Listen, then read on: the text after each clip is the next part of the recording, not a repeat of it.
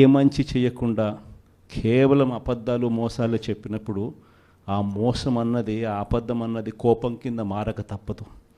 ఆ కోపం రెట్టింపు అవుతుంది. ఆ కోపం ఒకవైపున రెట్టింపు అవుతుంది, ఒకవైపున మన మీద ప్రేమ అభిమానాలు అంతే స్థాయిలో రెట్టింపు అవుతాయి ఇటువైపున.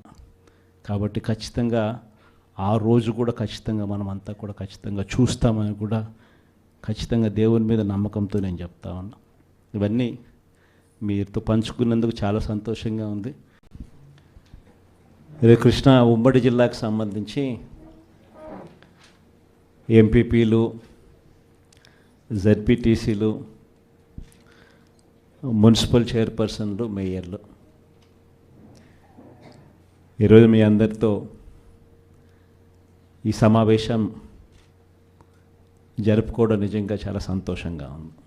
స్థానిక సంస్థలకు సంబంధించిన ఎన్నికలు జరిగినప్పుడు మన party YSR Congress party clean sweep చేసినాం.